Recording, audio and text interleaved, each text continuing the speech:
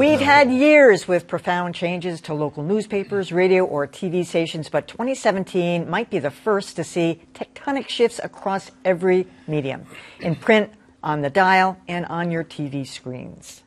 Starting with TV. Looking for NBC programming like The Voice or Sunday Night Football got a little tricky this year.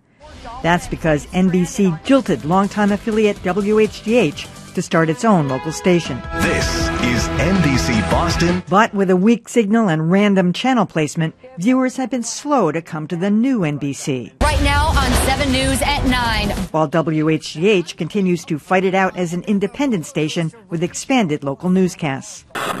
Boston's radio world made waves too, with CBS spinning off its radio assets to Entercom, which then spun off stations due to antitrust concerns. The result? 6 stations get shuffled among 3 new owners. Another result? No more locally owned commercial news. On to print. The Boston Globe saw changes profound and painful. I'm gonna miss this place. Globe staffers said goodbye to their longtime home on Morrissey Boulevard for a modern newsroom downtown. The transition, though, has not been without pain. The Globe alienated subscribers with endemic home delivery problems, most recently caused by printing delays at its Taunton plant. But arguably, the biggest shock in the print world came this month. By the end of the summer, it was pretty clear. Time had run out on Boston Herald publisher Pat Purcell. He's selling the paper to Gatehouse Media for $4.5 million. Gatehouse promises to be a good steward of the Herald. Still, it's a bitter pill for a man who kept the paper afloat for 33 years. You're such a fighter. How could you back down now? When you're running out of money and you want to keep people employed, you do what you have to do. And we'll all be poorer for it.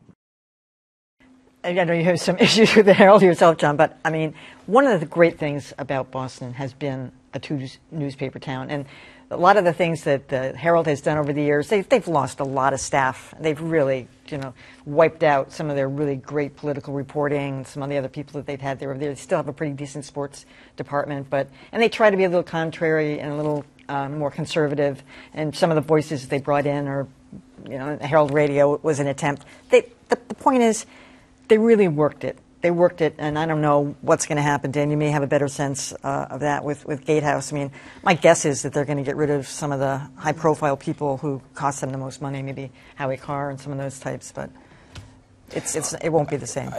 I wouldn't suggest that Gatehouse start picking out new drapes just yet, because once you go into bankruptcy, anything can happen.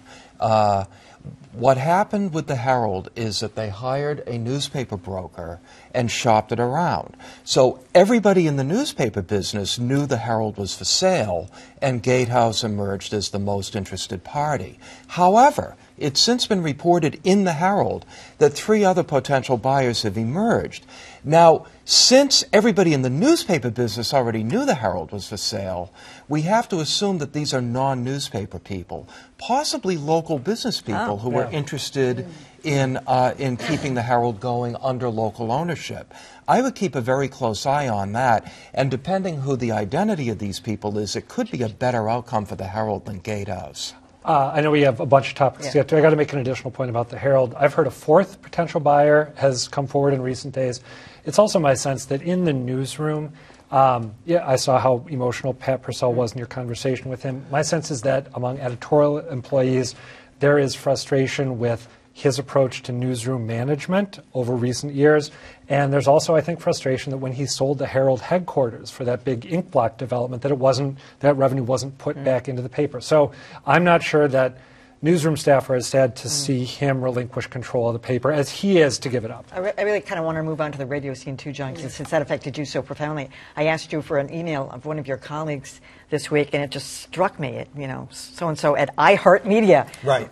Are the radio people still in your building? Have they left? No, they're still there, just so people know. I work for WBZ Radio as well as WBZ. Are you going to continue to be on the radio? At least until my contract ends. We'll see after that. But no, they're still there. There's talk about a move happening later in 2018, and that'll be interesting to say the least. Look, I think the bottom line, whether it's in radio or TV or print, is that more so than ever, content is king.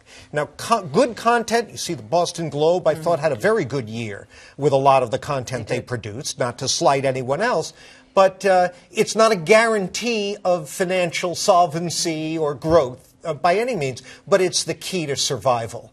And there may well be a million options to get your news and information and analysis from. But if it sucks, if it's mediocre, if the voices are uninteresting, if it's predictable and rote, you're not going to get over. So more than ever, like I say, content is king.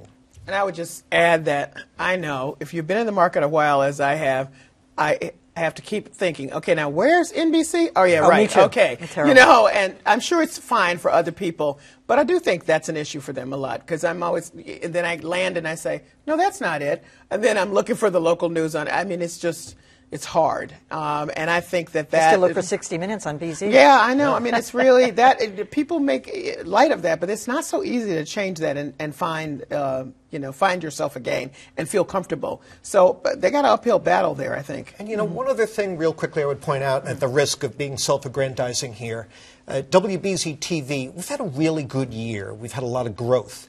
And whatever the various reasons for it, I think one is we've been pretty stable in terms of our personnel, whereas our competitors, all fine people, have had a lot of turnover, a lot of new faces. And this is a market that likes to be familiar with its personalities, and I think that's an important factor to watch going forward. That's a good point.